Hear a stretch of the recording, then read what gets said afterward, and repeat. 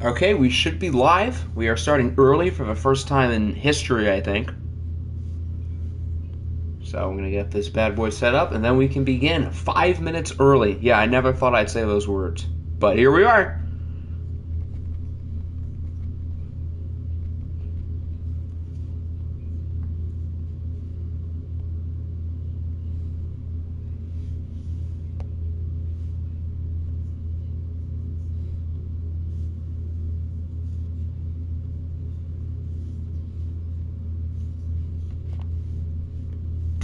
Okay, so let me check the poll. I think this beautiful meme of a game is what we're going to watch. Oh boy, the 0-4 Jets and the 0-4 Beats. It really is a tank bowl for the ages because not only is it a tank bowl, but we get to see the two weirdest quarterbacks on the planet, which is really why this game is actually kind of interesting. Let me check the audio real quick.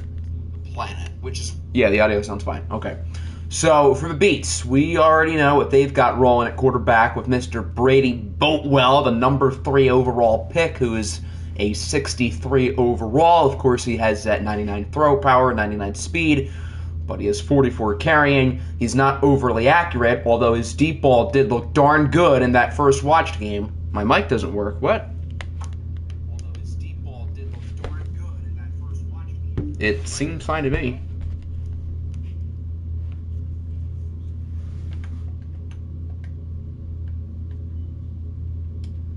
So in Boatwell's first 4 games, it has been a mixed bag. To his credit, outside of the Aviators game, which there were a lot of turnovers, he only threw 1 pick. How can you say you got me? That's not that, funny.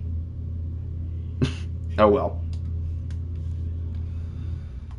On the other side, we got a very similar player to Boatwell in Elijah Chisholm.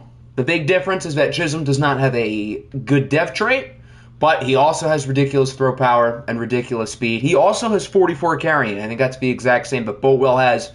His accuracies across the board are a little bit better. And overall, I think he's a little bit more refined as a passer, but they both have very similar strengths and very similar weaknesses. Browns, Tigers didn't win the vote. So, yeah, they lost by 1 vote. This is a game people wanted to see, so even though the records are not good, 2 of the strangest quarterbacks, or I would say the 2 strangest QBs in the league, they're both users, 2 active coaches. One of them is going to get their first win of OFL 21 today, or OFL 22, excuse me. Based on what we saw from the Beats in their first game, I would have a little bit more confidence in them because they stood toe-to-toe with Detroit, and obviously they lost on the Hail Mary at the end of the game. And we haven't seen the Jets. We haven't seen Chisholm in a watch game, so I don't really know what to expect. But I don't think it's going to be a blowout. I do think the Jets are slightly better on paper.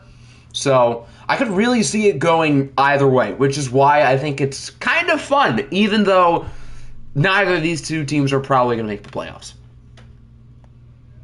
Siri, give me a whole number between 1 and 2. Siri selects 1, so we can stay on the Jets. Is Garrett here? It doesn't look like it, so I guess we'll pick his jerseys for him unless he is hiding. Dislike for making his what? This is what you guys voted for, okay? I know I put the poll up late, I apologize, but this game got the most... Oh, wait, no, it doesn't. Somebody switched. Well, it's kind of too late, but... Okay, so I feel like it's kind of too late to switch. Even though the other game is winning, but we started, so doesn't that mean it's too late? The votes are the votes, although the vote technically says the other game now. Okay, I have an idea. Let's vote between just the people in the stream and figure it out that way. Although I kind of want to see this game now, low-key. Even though the other game is better, I kind of hyped this game up to where I almost just kind of want to watch it. And this is the game that won when we started, so I feel like that's technically the most fair. Unless it seems like a majority of the people want to switch, I would probably think it'd be more fair to stick.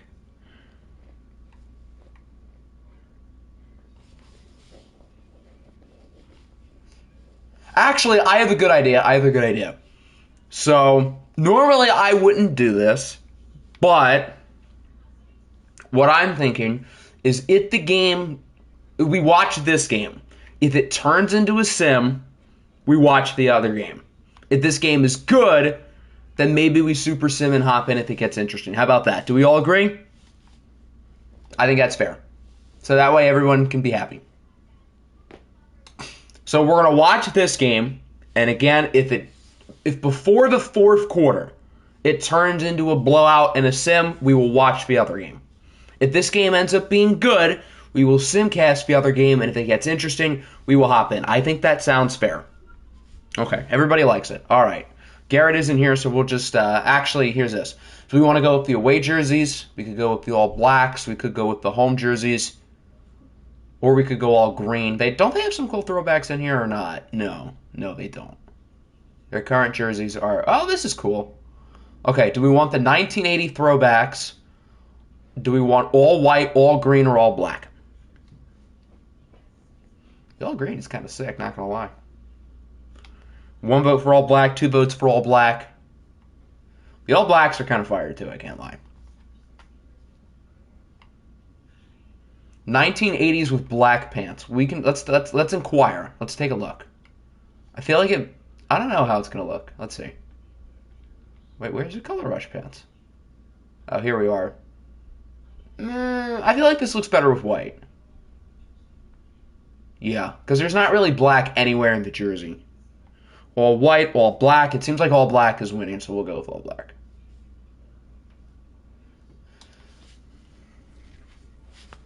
All right, maybe the stupidest game on the schedule, but it is on primetime, Thursday Night Football, and hey, we love stupid games here and there. Brady Boatwell was fun to watch in his first game, even if the Beats lost on a game-winning Hail Mary. Boatwell played well. Elijah Chisholm, skill set-wise, compares very similarly with 99 throw power, 99 speed, and being garbage the rest of the way. So this is going to be a weird game, and we like weird games, okay? I know both teams are bad, but one of these teams is going to be less bad after today, unless it ends in a tie, which really would not surprise me. What is your record? I think the Giants are 1-3, I think.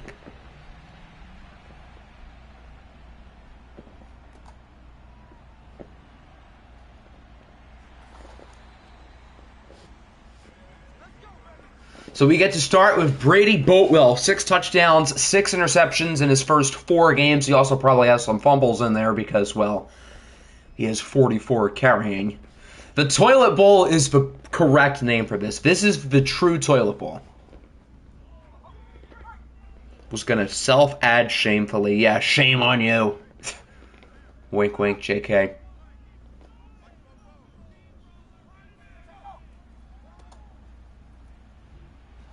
Oh, fumble! But it's picked up by the Beats. That would have been a fitting start. That would have been really fitting.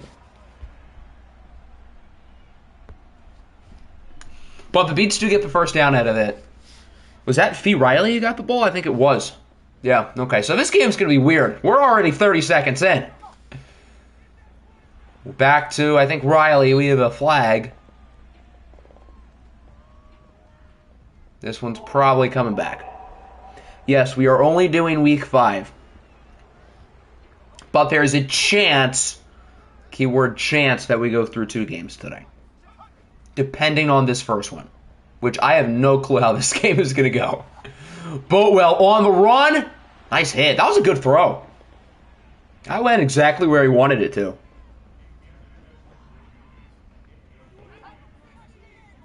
Jax might as well trade me. I'm the one who made him. Well, technically, I'm the one who made him. And technically, he's the one who made himself, Hector. So, he's Hector's quarterback first.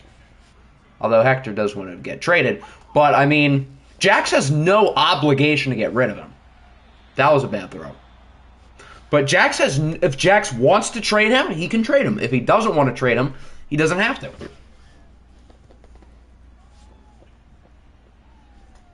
Are we going to get a punt? Ooh, that was close, but not quite. So now we get to see the recently traded Elijah Chisholm lead on the Jets offense. Now remember, when Chisholm made his player, let me go to the player creator thing real quick, because this was a fun one.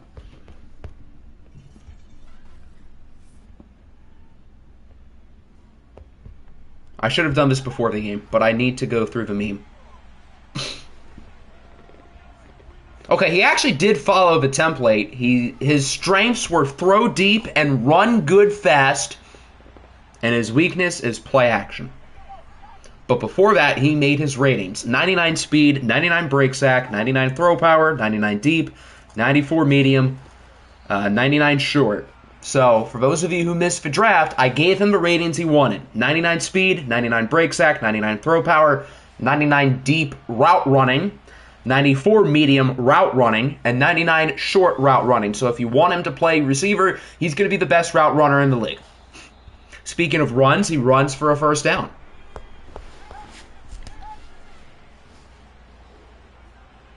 Top-notch grammar. Top-notch.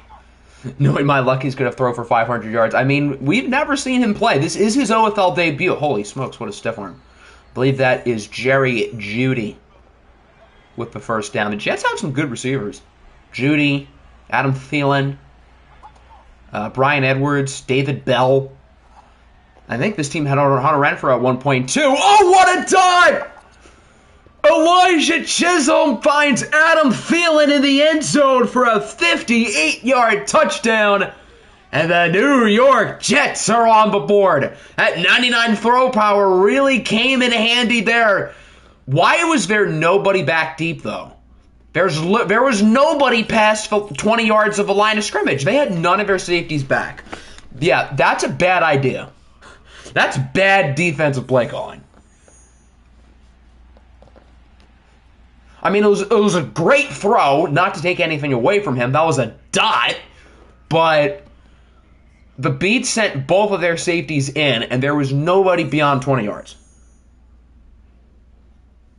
So, I don't really get what they were trying to do there. But, hey, remember, the loser of this game has a better chance at a high draft pick. So,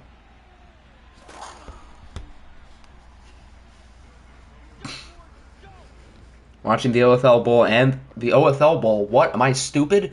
The OFL and the Senior Bowl. Nice, nice. I'll probably turn it on when the stream is done. But I've always felt like the practices during the week are a little bit more important because at the end of the day, it is an exhibition game. But it still means something because the players have something to play for, draft position. So it's not like the Pro Bowl where no one's trying. I do think the players are trying. But I think seeing the individual drill, seeing one-on-ones between receivers and corners, linemen, I think that's a little bit more important, but the game itself is also important because these are all NFL caliber football players, or at least most of them are.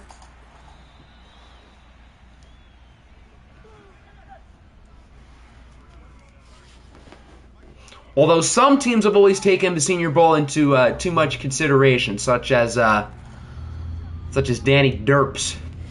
I'd like to say that I correctly got that pick right. My final mock draft in 2019, I had the Giants getting Daniel Jones at 6. Nobody thought it was going to happen, and it happened. The only thing is I did have Haskins off the board. I think I had Washington trading up to get Haskins, so I wasn't right about Jones going before him, but point remains. In the OU-OSU game, Groves and Harkless combined for 38 points on 6 for 29 shooting. Everybody else combined for 17 points on 7 for 32. Well, Tanner Groves is that dude. Unless it was Jacob Groves. But I'm pretty sure Tanner's the better brother. Tanner also has a cooler beard, so. McCreary is not better than Stingley and McDuffie, and none of them are better than Sauce. I would say as of now, I wouldn't be surprised if Sauce was the first corner off the board. I really wouldn't.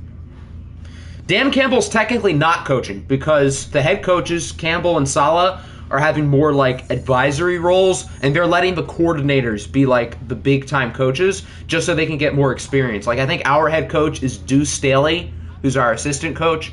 The offensive coordinator is our tight ends coach, who might actually become our offensive coordinator. And I doubt Aaron Glenn is down there. I haven't really heard his name this week, and since he's like in head coach considerations, I don't know who's running defensive coordinator. Probably Aubrey Pleasant, our defensive backs coach, who is actually quite good. But while running for his life, incomplete. McCreary has the most PBUs. Yeah, well, here's the thing. Stats don't always tell the full story. McCreary was a beast this year at Auburn. I'm not going to deny it, and there's this decent shot he's a first-round pick. But pass breakups don't necessarily tell the whole story. They suggest that he has good ball skills, but that also means quarterbacks are throwing the ball his way. Yeah, I think Aaron Glenn probably doesn't get the Saints job. I hope he doesn't. Sauce reminds me of J.C. Horn. I can see that. I think Sauce is a little bit better as a prospect than J.C. Horn, although Horn was very good, and he played well in like the 2.5 games he played this year before getting hurt. You know, the Panthers were 3-0 when J.C. Horn played, and they were 2-12 when he didn't. I'm not saying there's correlation, but just saying. Chisholm's going to run with it again. Oh, I don't think he got it. Nope. Do I want to know what I did? I pissed it for Willis. Not really, though, because Willis wasn't even my first pick. I was going to pick him first, but then Ike Ekwonu fell. And I'm like, how can I pass him up? And even if Ekwonu didn't fall, Charles Cross would have worked, too.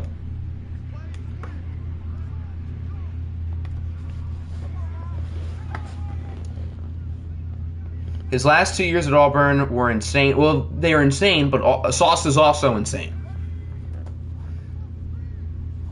I mean, how tall is Sauce? 6'2"? Don't find 6'2" corners who can move with those type of ball skills. And he played well against Alabama. When nobody else on Cincinnati, for the most part, played well, Sauce was good in that game. He was real good. So if he's the first corner off the board ahead of Stingley, I really wouldn't be that surprised. And I really don't think that'd be an awful move. Although Stingley obviously is spectacular too.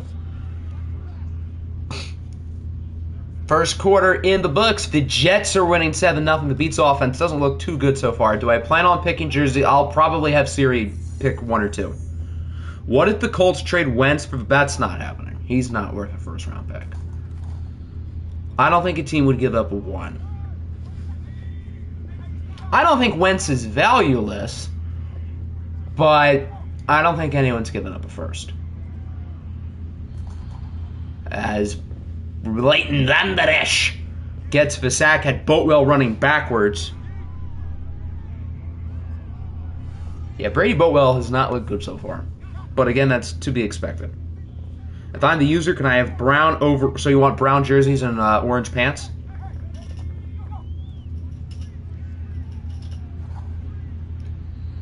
Yeah, Boatwell has been not the best.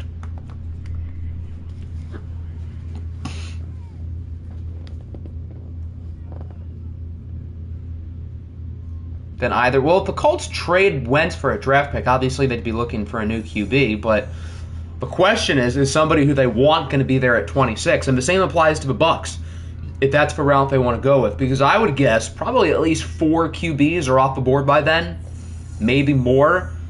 Let's say Ritter and Strong are the 2 left. Would those 2 teams like them enough to pick them? Oh, it's intercepted! Speaking of picks, it's a pick 6 for the Brooklyn Beats, and we are tied up. I don't know who 23 is, but that was a sick play.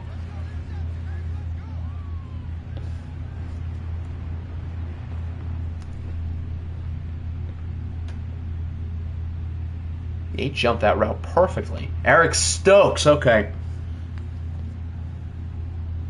Wentz makes who competitive, the Colts or the Bucs? Trade at first and a second for Carr. I don't know if the Raiders want to do that, though. Because, I mean,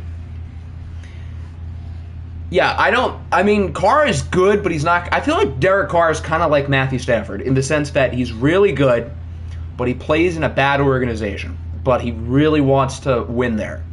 So I think the Raiders are probably going to want to stick it out with Carr, and I think they probably should because he's quite good.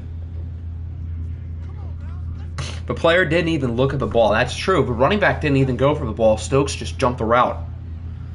Scooter's last name was Young last year. This year he's Scooter Stokes. Guess Chisholm wants to throw both teams touchdowns. There you go. Chisholm has thrown 2 touchdowns today, yet the game is tied at 7. Sam Ellinger. What a guy.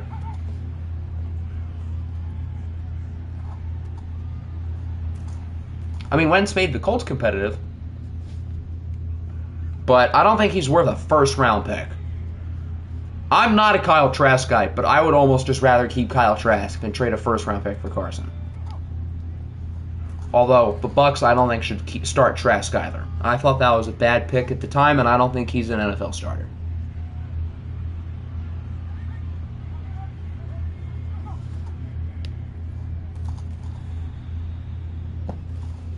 But I don't know. The thing with Wentz is I don't think he will get traded because the Colts don't really have a reason to. Unless they can upgrade, there's no point. And I don't think they will because they don't have their draft pick. There's not going to be anyone in free agency. Good defense.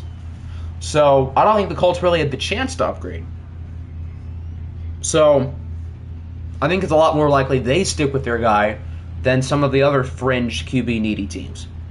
The Bucs should get Howell. I mean, Howell's not going to be at 26, I don't think. But, I mean, if they move up to, I don't know, 15-ish, maybe he's there. While we're on topic, I won Athlete of the Year for my 4th grade recess team. Aren't you a special snowflake?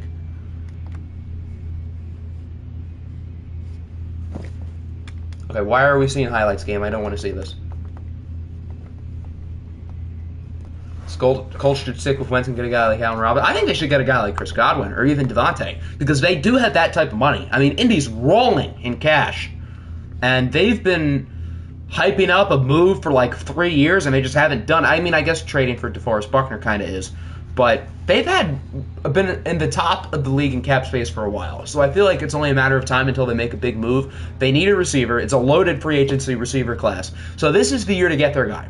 I think if Allen Robinson's the best receiver they sign, this might sound a little bit wild, but I want to almost view that as a disappointment. Allen Robinson is very good, although he wasn't this year, but I think they need to set their sights for Devontae or Godwin, although I don't know why Devontae would want to go there. Other than money. I mean, if the Colts just throw the kitchen sink at Devontae and his salary starts with the number 3, then maybe. Good run for Fee Riley. He gets about 12. Riley, other than fumble, has not been too bad. Cobra really is younger than me. That says something. Okay, O-line, I heard an age-old strategy. It's called blocking. Let's try it. Well, they didn't do it on that play, yet they still get positive yards. You're not getting Rodgers. Don't. No. It's not going to happen. The Colts are not. The Packers want a first-round pick this year. So, and it's not like the Colts have like a player who Green Bay would really want, who's like on their rookie contract and really good. I'm sorry, Jonathan Taylor does not count. Quentin Nelson, I don't think Indy would trade him. So, who on a rookie deal on the Colts with Green Bay? I mean, Michael Pittman maybe. But I still feel like Pittman's not enough to justify not getting a first-round pick this year, even if Green Bay gets like Indy's next 2. Like, I don't think Pittman, a 2023 first and a 2024 first would be enough. Ryan Kelly's making a lot of money. And the Packers do not have a lot of money. I don't know, Rocky Sin. Although at that point, maybe it's too much for Indy to give up, losing Pittman and Rocky Sin, who are 2 good starters. So, Gallup or Kirk, I mean, both of them are worse than Allen Robinson. But I think the thing with the Colts is they have a really good number 2 with Pittman. I think they need to get a true alpha. Gallup and Kirk are good, and they'll get good money somewhere. But I think Indy doesn't need like a secondary guy. I think they need to swing for the fences. Let us manage our coordinators and scouts. Maybe later, but not currently. We might pick a new quarterback. Bowell hasn't even been that terrible today. I mean, he hasn't been good, but he hasn't been the problem. He just hasn't been impressive. Where does Gallup or Kirk go? I would say to a team who probably maybe has an established number 1, but doesn't have an overall good receiving core. Like the Eagles, something like that.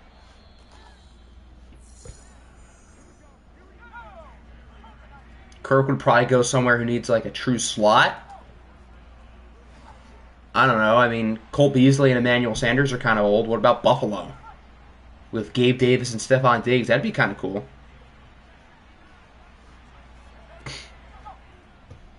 We're getting Ertz. Already said he wants to play. I mean, is Ertz a free agent? Good sack by Ngakoue. 3rd and 16. I wanted to see another yeet, but instead of the yeet, they get a check down and it actually works.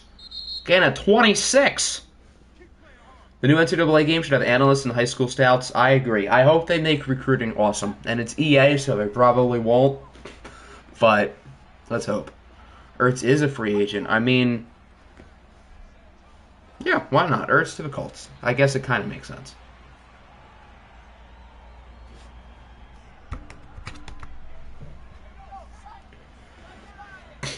No Pittman slander. Pittman's a great number 2. He's a good player. I don't think he's an alpha, but I think he's really good. Adam Thielen with touchdown number 2. The Jets are right back on top. Thielen with 2 touchdowns today. Chisholm has thrown all 3 touchdowns in this game. They haven't all gone to his team, but he's thrown them all. So it works. I am starting to think we are intentionally trying to lose. I kind of doubt that. I don't think teams in a video game are intentionally trying to lose. I just think your roster is young and not the best at the moment. Jets get another touchdown. Then can we watch a cool game? Well, we'll see how the Jets do in the second half. If the Jets kind of take control, then we will look at the other game. Try being a Black Knights fan. I don't see what's bad about that. The Black Knights are pretty solid.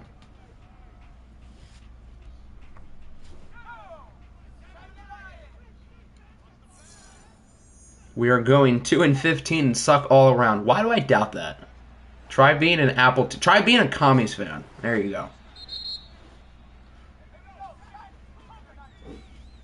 Can we see a Brady Boatwell yeet, please? I would enjoy that personally. That's not a yeet. That's a bad pass. Insert inaccurate throws. I mean, let's not act surprised. His accuracy ratings are bad. He can't really throw that well, so this shouldn't be some surprise.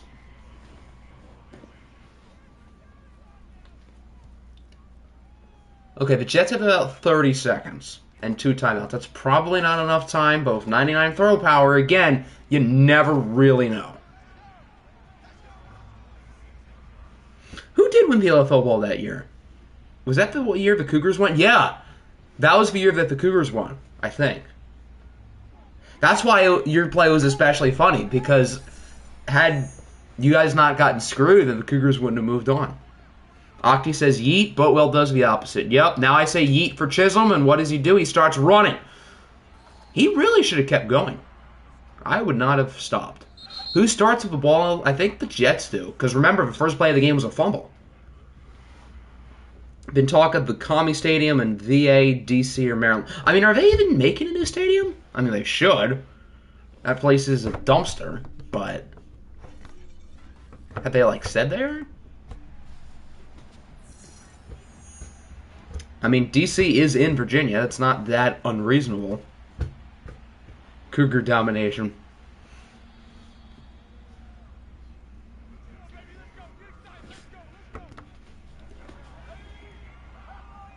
All right, so the Jets can take some control here in the third quarter. As long as Elijah Chisholm doesn't make mistakes, which, I mean, his skill set, that's a lot easier said than done. And that's not a good start for Chisholm, as he is sacked by Larry Ogunjobi, who gets injured.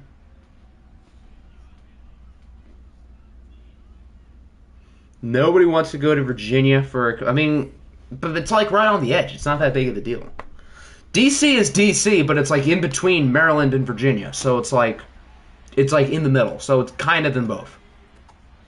It's its own thing, but it's like in the range, kind of. You know what I'm trying to say.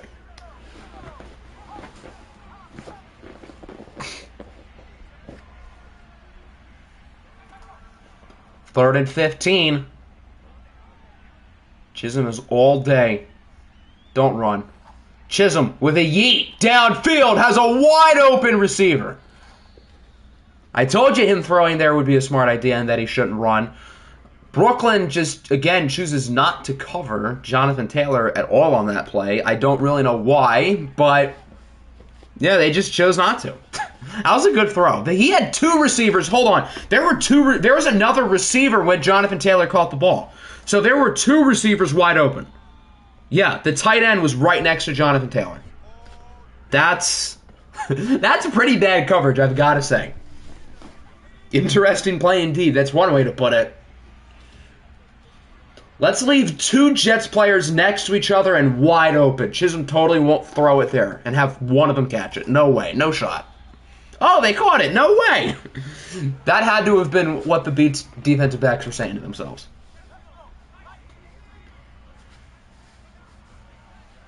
Remember, Buckshot Calvert was an interesting dude. Another good throw. Buckshot 1, didn't Buckshot 1 at X Factor? But Buckshot 2 was like kind of bad. And then he played well for you guys. And I don't know why. And then after he played well, he was kind of bad. Buckshot 2 had a very weird career arc.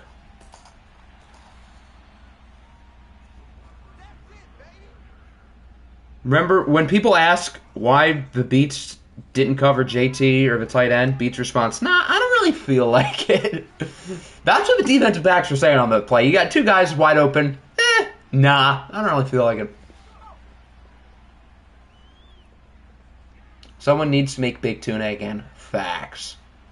We need Big Tuna back. A touchdown on the ground for Elijah Chisholm. It's not a sim yet. Keep in mind, it's a 2-score game. So it's not over.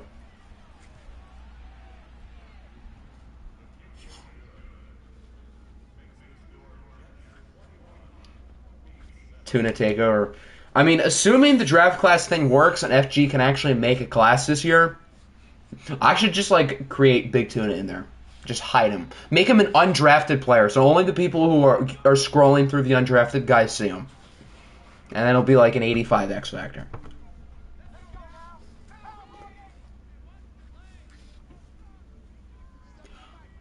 Yes, this is the first game. The toilet bowl.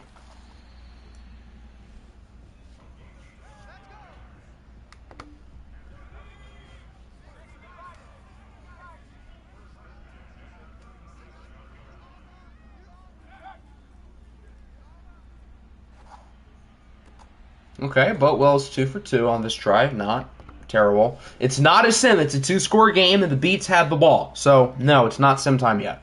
This game is not over. You have to realize the Jets are also bad. The Beats have just been worse. Chisholm has been responsible for every touchdown. 2 passing, 1 rushing, and 1 pick six. Remember Jarrett Oregano. I don't know who that is. Washington football team is not 4-1. You guys are 4-0. You guys haven't lost. Is Apple speaking into existence that his team's going to lose? I don't even remember who you guys play.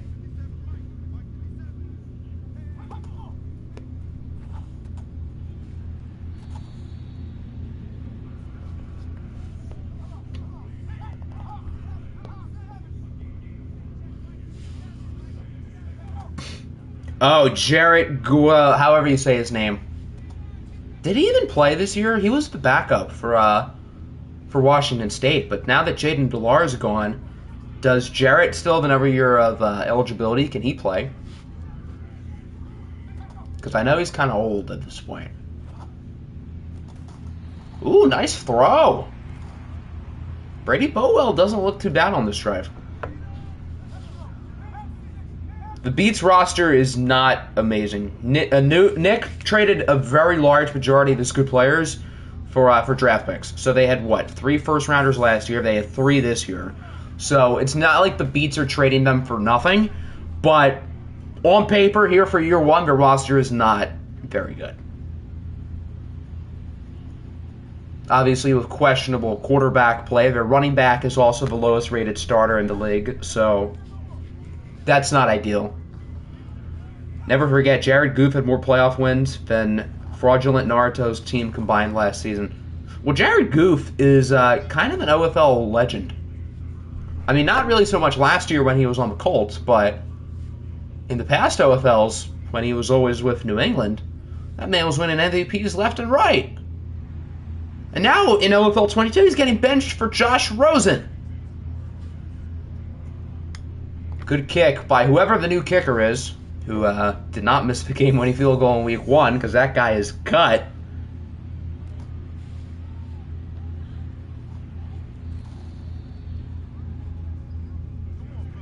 The Beats, well, for starters, the Beats traded Patrick Mahomes, among others.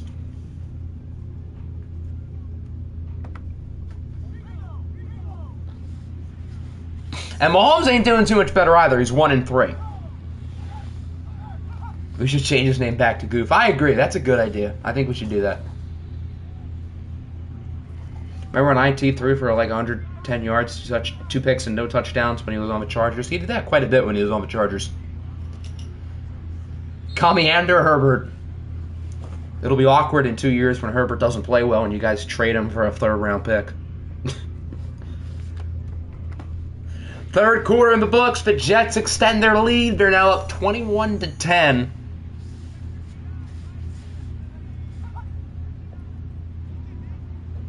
Second and 5. Chisholm's going to run. Another first down. That's what Brady Boatwell was doing in the first game. He was just running like a madman.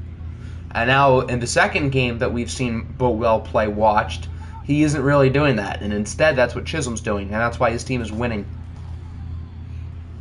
At least I owned the Cancun Diablos a lot. You guys are like the Saints, and we were like the Bucks. You guys beat us in the regular season, but who was doing all the talking? Who has the bling on their fingers? Or I guess finger, because we only won 1. But point remains. Yeah, he is kind of looking like Justin Fields with all of these runs, although Fields did it like every play. I mean, that was just ridiculous what Justin Fields is doing in the Browns game. 3rd and 3. Chisholm's going to do it again.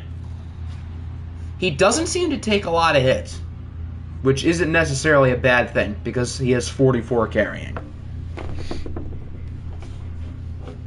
Boatwell is available. You can't give up on him after 5 games after hyping him up all this much. I mean, the dude is an X factor. So, I mean, you knew going into the year, after you drafted him and saw the ratings, that it was probably going to be ugly. I wonder what Boatwell's value would be. Who would you rather, Brady Boatwell or Hector Estrada? We haven't seen Estrada play, keep in mind. And we don't know what Estrada's dev is. Unless somebody asked for it, but I don't think anyone did, because I don't know his dev trait.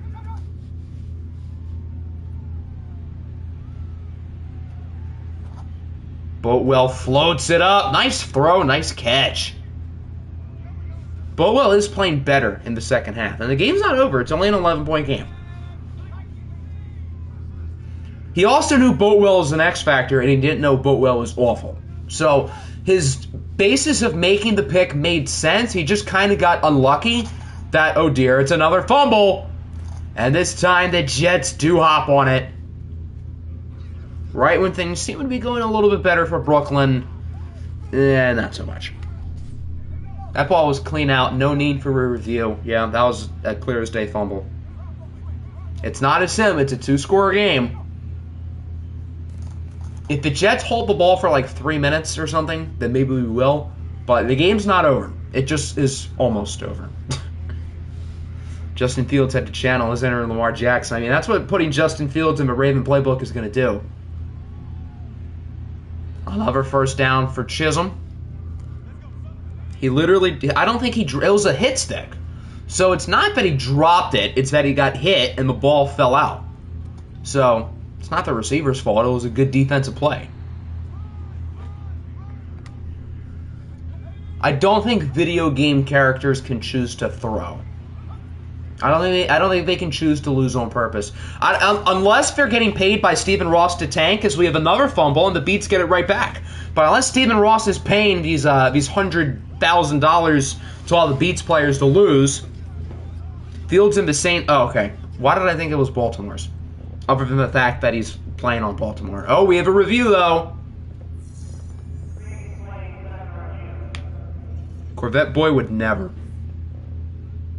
Yeah, the elbow's down. That ball came out way... That ball barely came out. Why did they even think that was a fumble in the first place? 33 carrying Blissett. Well, it wasn't Boatwell who fumbled it, though. But yeah, that's going to stay with the Jets. That's the right call. That ball came out like not... It didn't come out because his elbow hit the ground. He still had possession when his elbow hit. So, I don't know why they thought that was a fumble in the first place originally. That's just kind of weird. Back to JT. Gets a couple.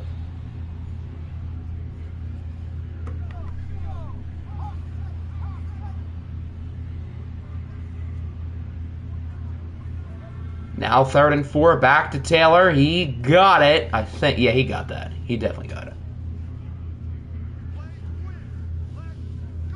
Sim if they get the field goal. Well, at this point, they'll probably get a field goal with like a minute left, so we might as well. I'm pretty sure it is the Saints.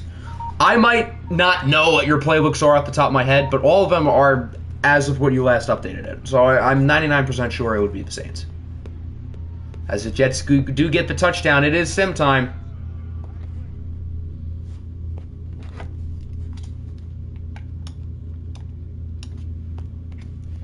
So the New York Jets win the toilet bowl fairly convincingly. Elijah Chisholm played pretty well.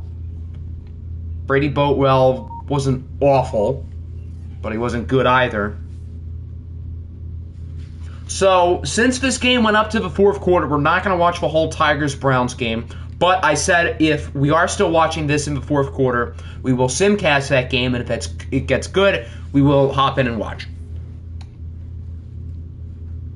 So Elijah Chisholm, 11 of 17, 213, 2 touchdowns, and the interception, which of course was a pick 6. Overall, he was pretty good. Boatwell, 15 for 28. Didn't turn it over, but just wasn't all that impressive. Jonathan Taylor did his thing. Fee Riley was okay. Chisholm had some nice runs. Freddie Facker was the leading receiver in terms of catches and yards for the Beats. Jonathan Taylor was the leading receiver overall. It doesn't say who had the fumble here, does it? No. Okay.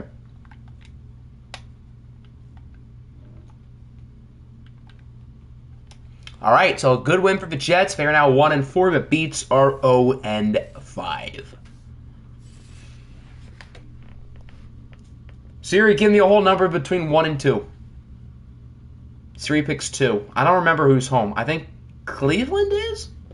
I think? So, we'll use it for Browns. Nick said he wanted brown jerseys with orange pants. So, that's what we'll rock with. We'll simcast the game, and if it looks like it gets good, we'll really monitor once it gets to halftime.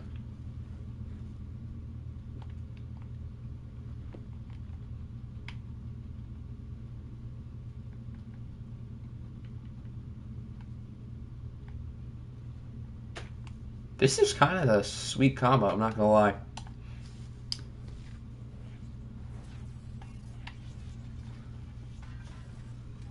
All right, the classic rivalry of Jax versus Nick. Jax's Tigers sit at 2-2, led by Tom Brady. The Browns, meanwhile, are one of the few 4-0 teams in the league, coming off an overtime victory last week against the Ravens with a game-winning touchdown from Matt Corral to Jamar Chase. All right, we're gonna sim on normal speed for now, unless it feels too slow. Yeah, no, that is way too slow. Well, I'll just do it manually. The Tigers are moving down the field early. Another nice first down. They're having trouble punching it in, and Joey Sly misses a 33-yard field goal. I mean, if anyone's gonna do that, it's gonna be Joey Sly. The Browns with a 3-and-out, but they punt it all the way to the 2. What a punt! Tigers do nothing with it, so that leads to a punt. Browns with really good field position, and it looks like they're going to capitalize. Finished off by a touchdown. So Cleveland now leads 7-0. The Tigers with a big play. Do they answer? They do. And Joey Sly, believe it or not, makes the kick. I don't believe it. Browns with some losses of yards. They have to punt it. Not a whole lot going for Chicago, so they punted into the end zone. Oh, Cleveland just scored.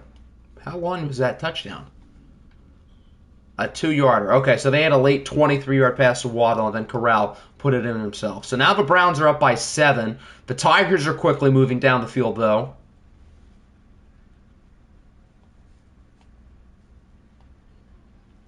And it looks like they got stopped. And now Cleveland is moving down the field. 5 seconds left. They take the point. So it's a 2-score game. Going into the third quarter, we're going to continue to sim. If the Browns score a touchdown on this drive, we'll move a little bit faster. Which they do not. Tigers do nothing with it, so they have to... Oh, they got a safety! Okay. So it's a 1-score game. If Chicago scores, I think we're going to hop in.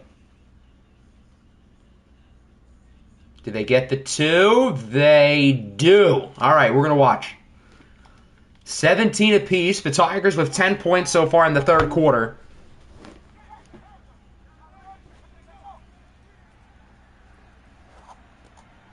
Corral finds an open receiver. I think that would be Mr. Chase, who got the game winner last week. Wasn't all that good in last week's game, minus the game winner, but he had a sick Moss and then like a 75-yard touchdown.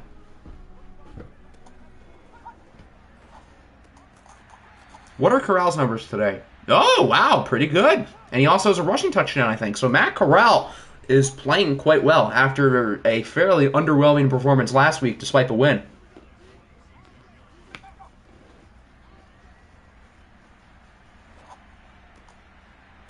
Back to Jamar Chase, who's wide open to the 33. The Brownies are quickly moving it.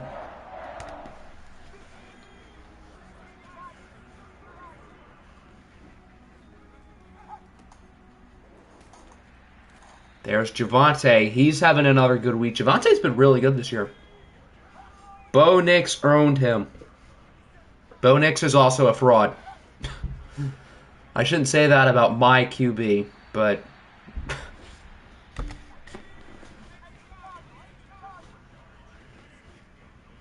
Fraud Nix. Why do I make all the users projected 6th rounders? Well, I mean, since it was a real draft class, I wanted to keep the real guys at the top. But I made all the users pretty good, unless you're like Chisholm or Boatwell, and you wanted to make your players into Superman. But all the users are significantly better than their draft projections. So, Ty Thompson is not transferring anywhere. So, no. Third quarter in the books, tied at 17, but Cleveland is marching on the doorstep of the end zone as they try to take the lead and possibly move up to 5-0. Normally around this time of the year, Nick is 1-3. So, it's weird seeing his team play this well this early. Joe Tryanka with the sack. Chances we do another relay class. I think the draft class file share, they fixed it. So, I don't think we'll need to. If push comes to shove and it doesn't work again, which with EA you never know, then we will, probably. Ashford did. What makes you think he won't? Well, for one thing, Ashford is going to Auburn, so why would Ty Thompson follow? And Thompson is also better than Ashford. Ashford never really had a real shot of winning the job. So it makes sense why he left. As for Ty Thompson, he very well could win the starting job this season, and even if he doesn't, he could always stick around and probably gets it next year. Although, that scenario is a little bit less likely. But he's going to be a Duck at the start of this year. At the end, we'll see. Depends on how the season goes, but he's not transferring.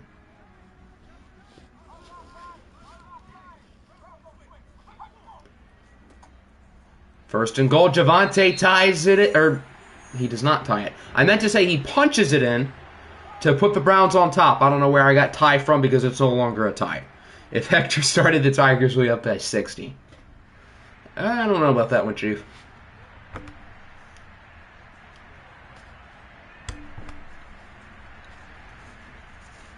So the Browns are back up by 7. Now we get to watch what this Tigers offense can do, featuring Tom Brady, Christian McCaffrey, and a whole lot of speed at wide receiver with Mecole Hardman, Jamison Williams, and Anthony Schwartz, along with Travis Etienne as well playing wide out. we'd be losing by 60. Mr. Brady goes short.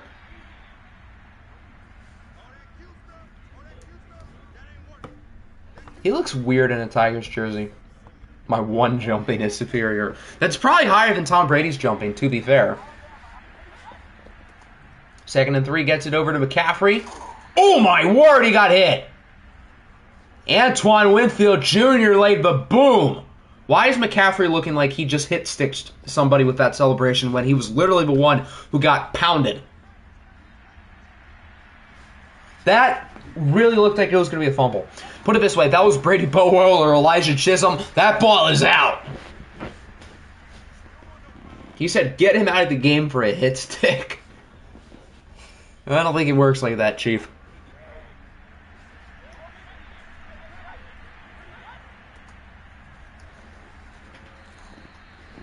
Another solid run for CMC is over 100 yards, although he was before that play, but whatever.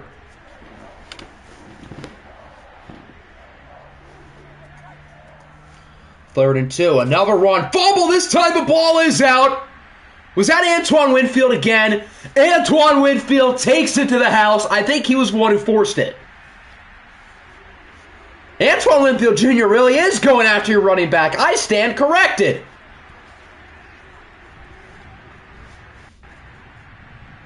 Yeah, I think that was Winfield who forced the fumble. So the Cleveland Browns lead by 14. We'll continue. You did join at the right time. We'll continue to watch, but it's not looking good for the Tigers. Put me in the game, coach. It does look like as of now the Cleveland Browns are going to go 5-0. I never thought I'd see the day, but here we are.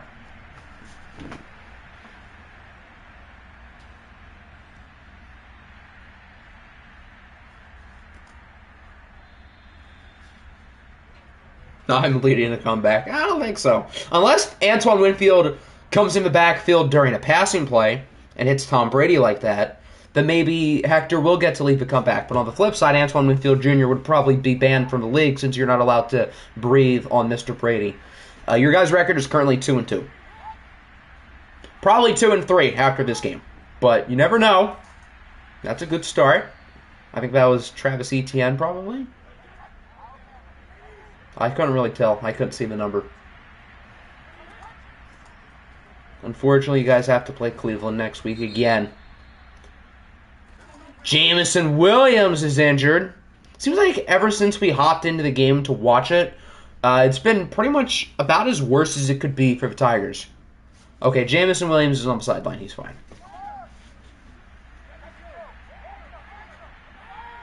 But I would still say that's not ideal. Brady is sacked on the play. Nick Bosa has 3 today. And he's in the zone. Dear Lord. 2nd and 20. Brady nearly sacked by Ajabo. Incomplete. Nick Bosa has 7 sacks already this year. God damn. Brady sacked. Get Bosa out of the leg. Brady has to yeet it downfield, and it is incomplete. Should have been picked. Nearly sacked again by Bosa. If they don't get this, I think it's safe to say this game's over, and we can probably sim out. 4th and 20. 4:20. Blaze it. Brady. Another yeet. Down the field. Incomplete. Great coverage. By 23. I think that's Jeff Okuda. You can't make depth chart changes mid-game, so unfortunately you cannot bench Mr. Brady.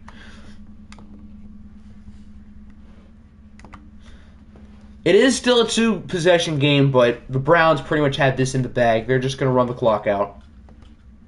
Now at the 3. Trying to punch it in. They're actually having trouble. 3rd and goal. Nope. And they're going to have to settle for the points. Big Nuts Lutz makes it. It's a 17-point game. And that is all she wrote. The Cleveland Browns are 5-0. When we hopped into the game, it was tied at 17. After that, the Browns went on a 17-0 run. Is Cleveland a legit Super Bowl contender with Matt Corral at quarterback? Well, it kind of looks like it.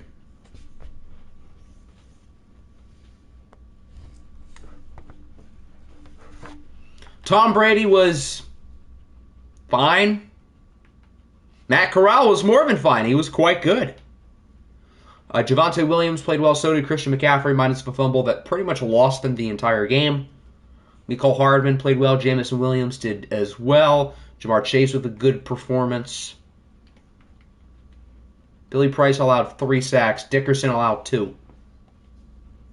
Vita Vea and Joe Tryon-Shoyinka each with 3 TFLs, 2 for Devin White and Milton Williams. So it appears the Tigers' front 7 played fairly well. Nick Bosa, 3 sacks, 2 for Tryon-Shoyinka, 2 for the man, the myth, the legend, Carl Nassib. I imagine he had fun going on top of Tom Brady. 1 for Vea, half a sack for Jamin Davis and David Ojabo. Interception by Okuda. And then the fumble force was picked up and forced by Antoine Winfield Jr. So that means it is now sim time. When do bye weeks start? I would imagine probably pretty soon.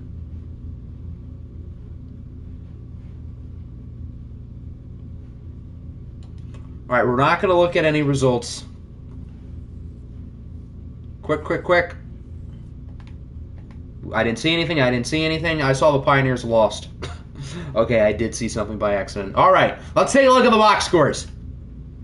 The Bucs lose to the Ravens, 20-6. Good win for Baltimore, even though they didn't throw for a lot of yards. Derek Carr was fine. Justin Fields was, the Ravens won. Zeke was pretty good. This has been like every Ravens game this year. The Ravens offense is like not good, and their defense is like insane.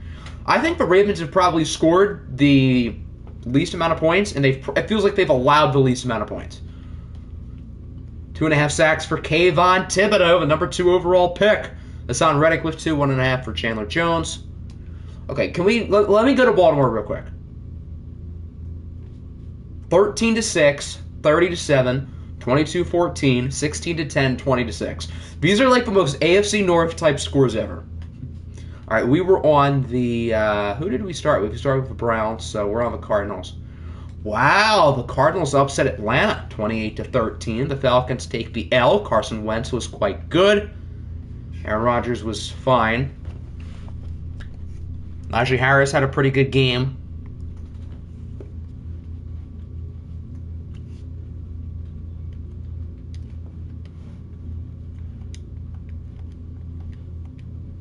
Two sacks for Emmanuel Ogbah. The Chiefs beat the Chargers in a shootout, 42-28. I don't know where I got the 32 from. Or the 48. I don't know why I couldn't read there for a second. Wow, every quarterback threw a touchdown. Baker Mayfield had 3 specifically. Josh Allen had 4. So it looks like it was a duel of the quarterbacks. Deontay Harris and Cooper Kupp both out the slot. Both played very well. Gallup also with 100 yards.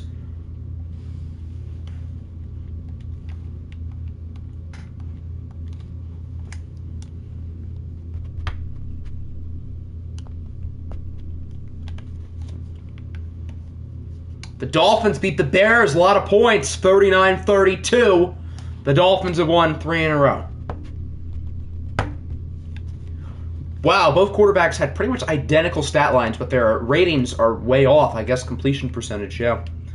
But 3 touchdowns and 2 picks for both Mariota and Kellen Mond.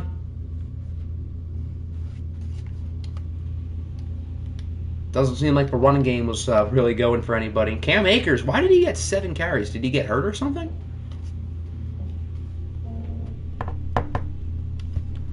Mike Evans with a big day. Diggs and Higgins with also 100-plus yards. A lot of sacks, too. 7 tackles for loss. Holy cow. What did Cameron Jordan do all day? No wonder the Dolphins couldn't run the ball at all. Holy cow. Cameron Hayward just ate alive their offensive line. Jesus Christ. 7 in one game. 2 sacks for Barrett, Watt, and Hargrave. So both offensive lines were pretty much just dog poo. What a weird game. That would have been a fun game to watch. The Washington football team is now 5-0. Who's the worst team? The Wizards are pretty bad. The Beats are pretty bad. So I would say as of now, one of them. But we're early in the year. Maybe one of them will flip it around. Justin Herbert with a good game. Dak was fine. So through 5 weeks, is it fair to say Washington's been the best team in the league? I would say so. Because a lot of their wins have been convincing, and they've beaten some good teams. The Bats aren't bad. Our only loss came to Washington, and that was in a watched game. They blew out the Wizards. They blew out the Rams, although the Wizards and Rams have combined 0 wins, but blowouts are blowouts. The Niners won a football game! 34-28 in overtime. There's the Jordan Love that San Francisco's been looking for all year. Deshaun Watson wasn't too bad himself. He was actually quite impressive. And the Lions are good. I think they were 3-1 going into the game. Nick Chubb was an animal. DJ Moore with over 100 yards. Kmet and Ayuk were both very close. I could see San Francisco turning it around. The NFC West is pretty bad. And I think San Francisco, on paper, is arguably the best team in that division, although Seattle is quite good as well. The Giants beat Jacksonville. Wow, the Jaguars have been quite bad this year after making the OFL Bowl last year. Mac Jones has been pretty bad this year, played well. Zach Wilson was all right. Saquon Barkley with a big game. Derrick Henry was pretty good too. So I think are the Jags 1-4? That's pretty bad. The Giants are now 2-3. Yeah, the Jags are 1-4. Their lone win comes against the Black Knights, who lose to Toronto, 35-28. So it appears the Black Knights hype train has completely died out after week 2, and they have now lost 3 in a row. Patrick Mahomes with 5 touchdowns. Mahomes has started the year off slow, but now he's proven the Huskies right on why they traded for him. Jalen Hurts was not bad. Jamal Williams, hello. I think Aaron Jones is supposed to be back pretty soon, but it doesn't look like it was the Black Knights offense who was in fault. It seems like their defense, considering Patrick Mahomes and the Huskies completely dotted them up. I think the Huskies are also going to turn it around. All of their losses have been close, and now with 2 back-to-back wins, albeit the Jets and Black Knights aren't the best of teams, but I think the Huskies are going to turn it around. The NFC North is a pretty good division, though. The Bears are good, the Vikings are good, and the Lions are good, too. So it's going to be a little bit harder, but I can see them doing it. The Panthers are now 0-5. They lose to the Columbus Aviators. Josh Rosen was pretty bad, so it seems like the quarterback change didn't really fix it. Taysom Hill was pretty solid. When is Carson Strong going to start, damn it? I mean, the Aviators are over 500, so they don't really need to make a change, but what's good, Gary? Hurts played well. He had a passer rating over 100. That's, like, kind of good. Hurts is not the reason why you guys have been playing poorly, in my opinion. Ooh, another win for our Minnesota Vikings. No points from either team in the second half. New England with 72 passing yards. So my defense against myself, oh my God, he completed 5 passes. What happened? He completed 5 passes. Malik Willis wasn't too bad, but geez, our defense destroyed me. Yeah, I'm talking about Trevor Lawrence in the first person. I don't care. Our offense played badly, but our defense was unbelievable. Why is Antonio Brown getting all this playing time? I'm pretty sure Rashad Bateman should be starting. Ikem Ekwonu allows 4 sacks. Great use of a first-round pick right there. 3 of which go to Joey Bosa, but Myles Garrett out-dueled him as he had 4 of his own. What a weird game. The Pioneers lose to the Broncos. Both of these teams look like they're going to be real contenders down the stretch. I won't be surprised if they meet again in the playoffs. Joe Burrow and Russell Wilson were both quite solid.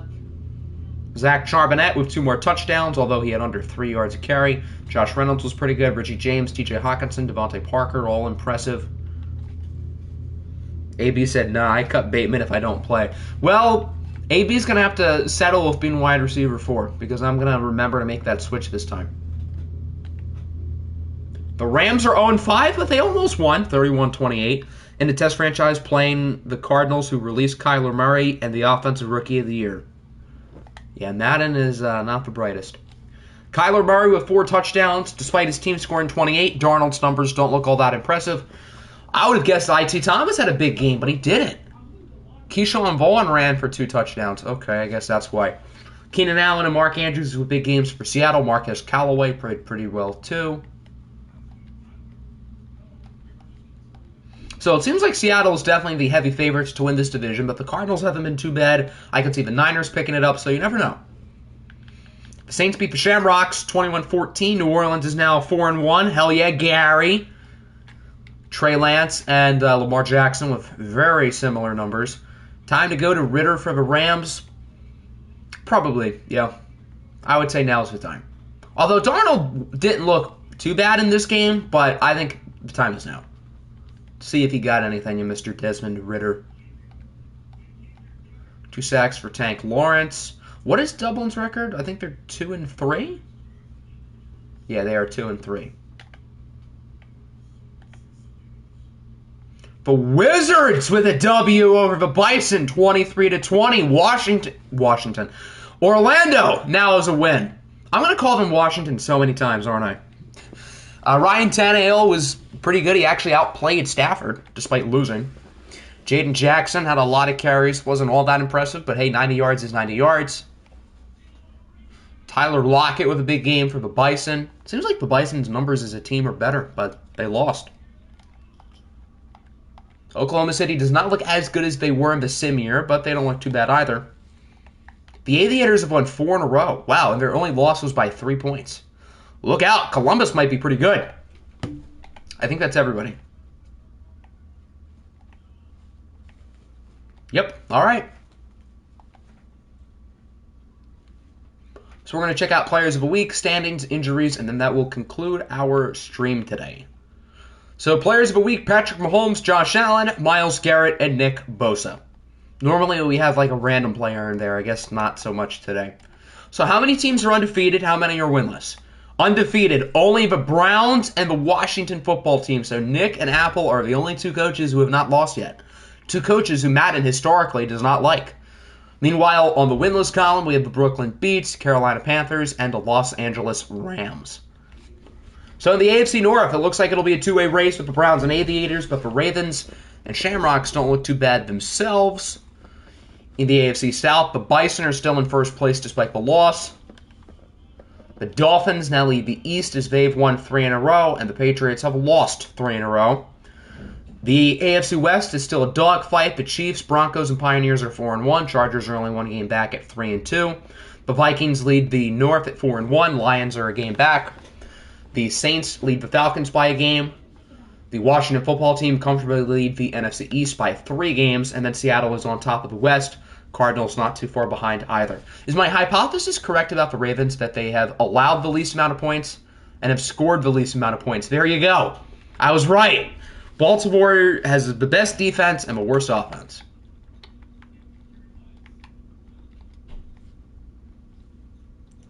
Any new injuries this week? The Browns have quite a couple. I don't know how many. I think Tommy Tremble's a new one. Marlon Mack, partially torn ACL, done for likely a majority of the year, and Jordan Poyer is hurt as well. I think both of those are new. Trey Smith, broken wrist, out 7 weeks. That's new.